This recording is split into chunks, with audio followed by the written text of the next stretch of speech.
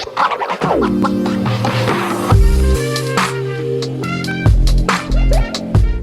there, welcome back to my channel. My name is Brittney Bundles. Today's video is going to be the first video of my business on a budget series. Okay, so I'm going to be making multiple videos for this series, going over business or budget friendly business ideas and also tips.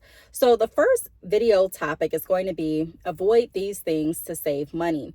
There has been things that I have done during my entrepreneurial journey that has cost me time and money. And if I could go back, I'm not going to say that I would change all of it just because I do find value in the experiences. However, I also find value in being very strategic and calculated.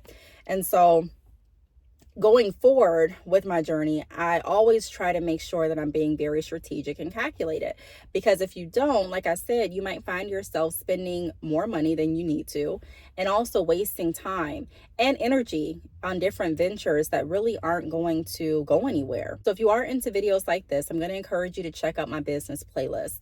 I have tons of videos in my business playlist. I have a couple different business playlists in my playlist section, and I also have a newsletter where I give entrepreneurial advice. You can sign up for that newsletter at keepingupwithbrittney.com. The link is down below.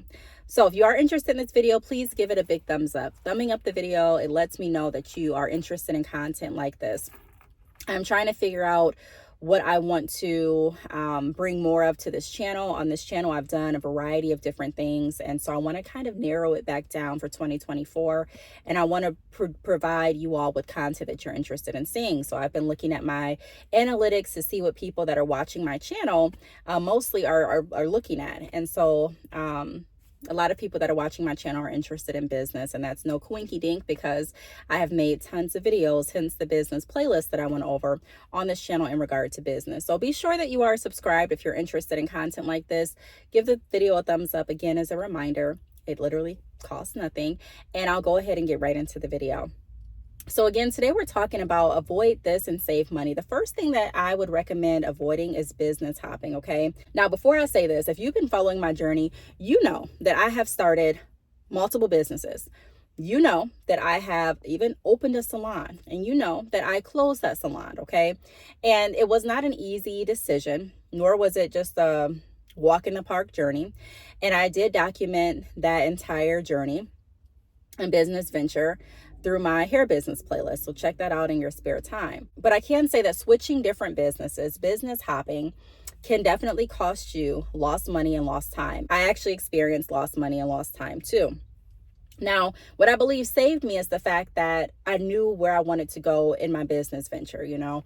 When I had my salon open, I was in the hair industry. When I transitioned out of my salon, I still was in the hair industry. I still am in the hair industry. I just decided to offer the products and services in a different way. Instead of a brick and mortar location, I decided to kind of pivot that business model, still keeping the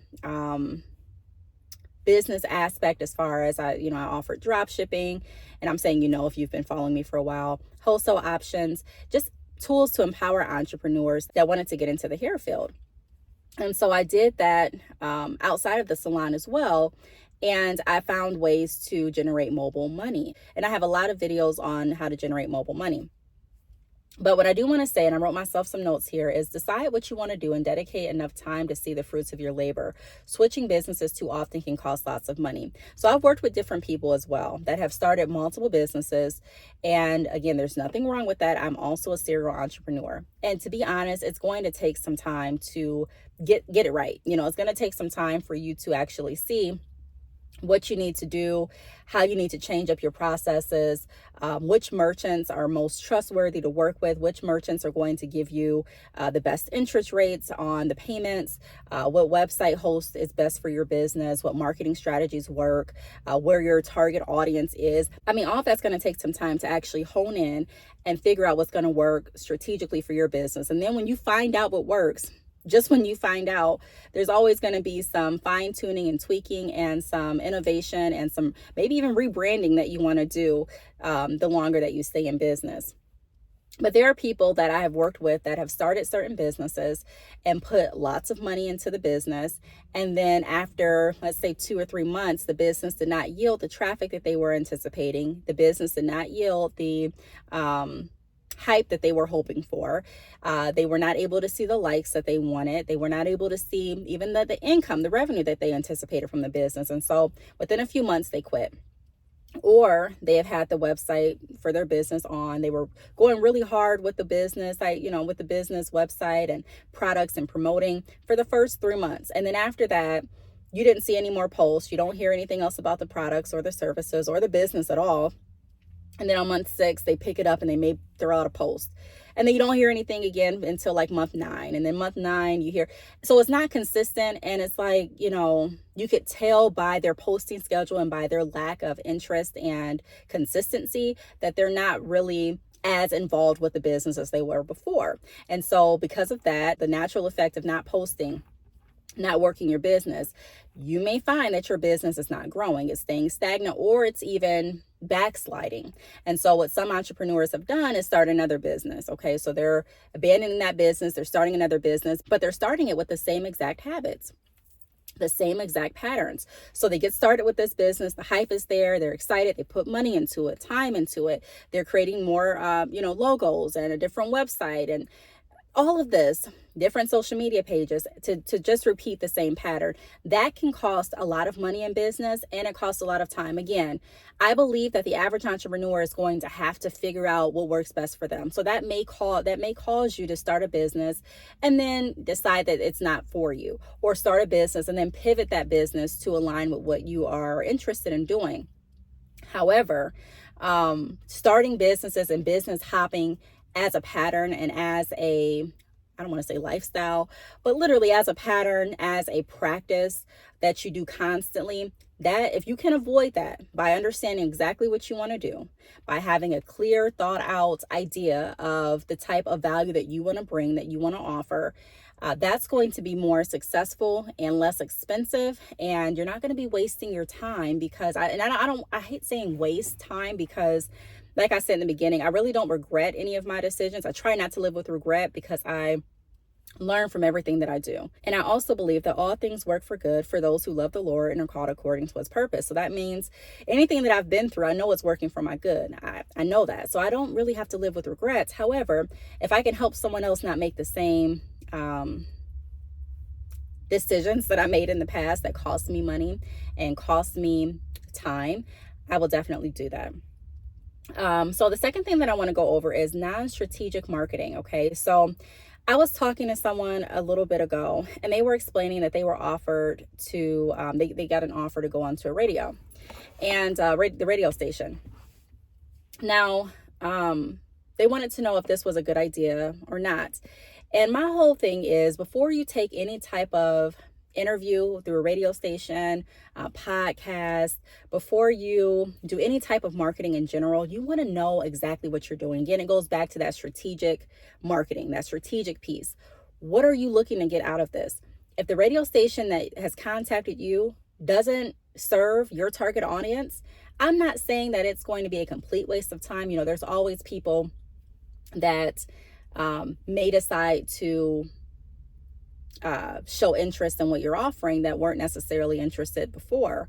But if you're going to spend your time, your money, on advertising through a radio station or through a podcast, I would make sure that the listeners that are listening to that podcast are people that are interested in what I'm offering, people that are in the area where I'm offering the products to. And again, if you have a business where you're international, that's a little bit different. As far as the location. But if you offer products specifically like in a certain state, and the radio station that you're interviewing with offers products or airs in another state that you don't offer products in, that may not be the wisest move to save you money. So determine who you are targeting, number one.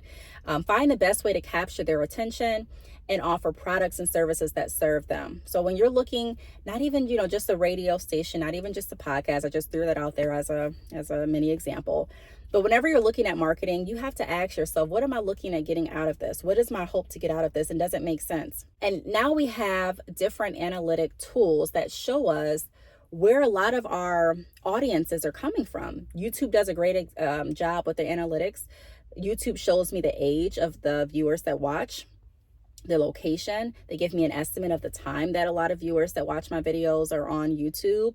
So does Shopify. So being able to figure out exactly using the tools that you have, looking at your analytics, Instagram provides analytics as well, and so does Facebook, and figuring out what's the best way to capture my audience's attention. So often as entrepreneurs, we focus on attracting everyone. And by doing that, we lose opportunity on connecting with our target audience, the people that are really interested and really ready to support what it is we're offering. By no means am I saying ignore the world and don't try to spread your business name as far as it can go. But I am saying that sometimes we focus on too broad of a picture. We lose opportunities that are right in front of us based on the target audience that we have overlooked. So be strategic when you are looking at marketing. Marketing without any real strategy can cost money in the long run. So there are people that are marketing right now, and if you ask them, what are you hoping to get from this? Besides them saying, I just want to get exposure, they really don't have any other strategy or hope or goal behind it. That the goal is just to get your name out there. And although you want to get your name out there, again, who are you getting your name out there to? Are these people interested in what you're offering? Are these people on, if you're creating YouTube videos, are they on YouTube when you're uploading? Are you uploading according to the analytics that YouTube provides? Now, again, I do want to say with analytics, they're not going to be 100% correct. So like I said in the beginning of the video, there is going to take some fine tuning, some tweaking, some adjusting with different business practices. That's a given. But you do want to use the tools that are already in front of you to your advantage. The next thing that I want to go over that can save you money in business is don't price off of your emotions. Okay, I'm reading from my phone here because I have my notes. So ask yourself, what should you make off of each sale? Is there enough room for leverage? I've talked about this for years on this channel. Are you pricing your products at a price point where you have room for discounts, sales, promotions? Do you have wiggle room to offer a lower price on the spot to a customer if you want to? The goal of pricing, okay, and I got this off of a website. The website is roi/selling.com. I got this off of that website. Okay, the goal of pricing is to maximize the long-term profit of an offering based on the value your offering provides to customers. Okay, so sometimes we get caught up in the emotion. We get caught up in, I just want to be the cheapest possible. I just want to offer the lowest I can to everyone. There's nothing wrong with wanting to help people, because I believe that mentality comes from an area of wanting to help. But you also want to think about the full picture. Okay, because it takes money to keep your business in service, right? It takes money, whether you're getting donations to start the business, whether your business requires low funding. I mean, it's going to cost something, right? So you want to be mindful of that. There are so many businesses that have gone out of business by trying to cater to this low pricing model where they've priced themselves out of business. So don't price off of emotions. Yes, you want to help people, but I would focus on helping them with the value that you're offering. I would focus on helping with different payment plans like Klarna and Afterpay. I do use Klarna for my website, and that works really well, but I would look into different alternatives than to look at lowering my price dirt cheap. If you think about the full effect, people want great quality, right? But they also want to pay a decent price. And everyone has an idea of what a decent price is. So let's say that you're offering a product and you're purchasing your product from the vendor. Your vendor offers different quality products. And in order to get a good quality, because your name is backing this, so you want it to be a good quality, you have to pay a certain price. But because you've offered low pricing and you've priced off of emotion for every customer, you're not able to afford the high quality. So you purchase the quality you can afford, which is lower than what your customers are used to. And it's lower than what you are expected to provide, because it's a different quality than what you've offered before. And now you notice that people are complaining now. They're not purchasing anymore. They're going to another company. And a lot of people get shocked when they have stated, yeah, I went to another company, and you're looking like, well, this company has higher prices. Yes, they were able to better sell on the value. So it's important that you don't lose sight of what it is your goal is, what it is you're doing this for, because now that if you price yourself out of business, let's just keep with that analogy and say that your sales slowed down to the point that you're not able to keep the business open. So now that the business is closed, you're not able to offer any value. Okay. You're not able to help anyone in that aspect at this point. So it's important to not price off of emotion. Make sure that it makes sense. Make sure that you are building value and comfortable explaining the value to your customers and clients when you do get pushback on the price. Because trust me, everyone that I have mentored, I don't want to say everyone, but the majority of people that I've mentored, the majority of people that I have done business consultations with have mentioned that someone along the lines have said that their pricing is too high. I even used to do different pricing structures through my business consultations. I don't do them so much anymore, but a couple years ago, they were very, very popular pricing structures for different products and profits. And people still, even if you take the price down as low as you can, there's still going to be someone that thinks that the price should be lower. And again, they don't know what goes into it. They don't know how much you're purchasing the products for. They don't know how much shipping is. And honestly, they may not even care. So it is your responsibility to make sure that you are looking out for your business as well as all of your customers to make sure that you have enough funds to keep the business running. Another thing that I want to go over that could save you money is utilize your free resources. Okay, so like word of mouth, social media, impactful networking, free business events on Eventbrite. It's important to utilize your resources. There are so many people that complain that they have not been able to upscale their business. And when I get into conversation with them and I'm like, well, what are you doing? Tell me the things that you've done. What are you doing right now? And they're like, well, I post on Facebook. I post on Instagram. Okay. Sometimes it's going to take more than that. Now, again, I say sometimes because there are some people that already have a following that can literally post on Facebook, post on Instagram, and generate quick sales. Okay. Not saying you won't get to that point, but there are also some people that have to do more footwork. When people start comparing themselves and they're like, well, she posted on Facebook. I say don't do that because you don't know her whole story. Of course, if someone posts and they already have a heavy following behind them, they may have to do less legwork for the initial sales than you have to do if you don't have a following. But that's just, I don't want to say that's a given, but that's just a part of you being realistic in business.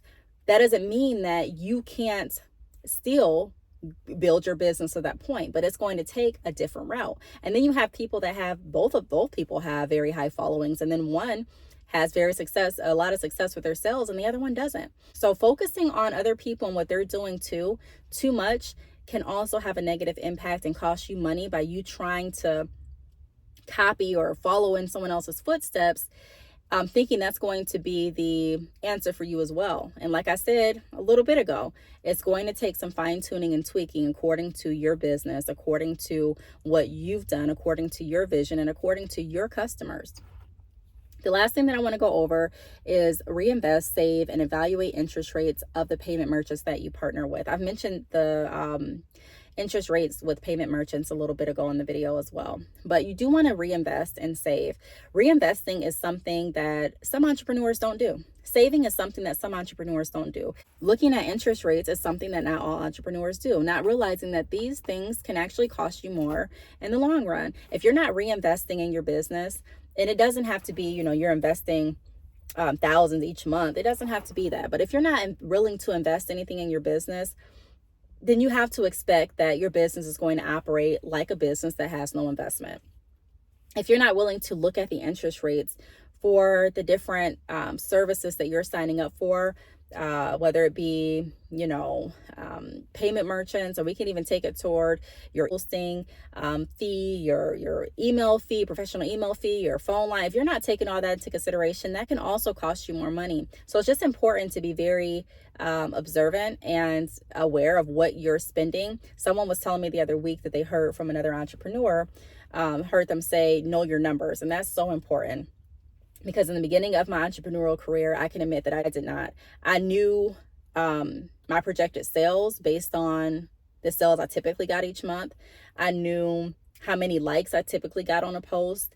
I knew how many website visitors I would typically get each day, but I had no idea what my numbers were as far as, okay, how much did I make this month? How much did I pay toward my vendor? How much did I lose? Did I lose any money on like chargebacks? Or I didn't really look that deep into it. I just looked at how much money was coming into my account, and I didn't even have separate accounts. So the money that I was getting in was getting spent pretty quickly. So it's important to be organized, and it's important to understand where your money is going, how much money is coming in, how much money is going out, and all of that in between. Okay. So those are some things to remember that could save you time and money. Again, like I mentioned, I'm going to be continuing to do this business on a budget series. I think my next topic, I wrote it down here on my notes, is going to be ways to fund your business on a budget. I'm thinking that'll be part 2. If you have another topic that relates to business on a budget, leave it down below and I may go ahead and take your topic and create a video going over that to provide more insight and assistance. I do really enjoy doing these kind of videos. I hope you all enjoy it as well. Again, if you want to let me know that you enjoy these type of videos, just hit the thumbs up. It's free to do. Make sure that you are subscribed, and I will talk to you all in the next video. Bye.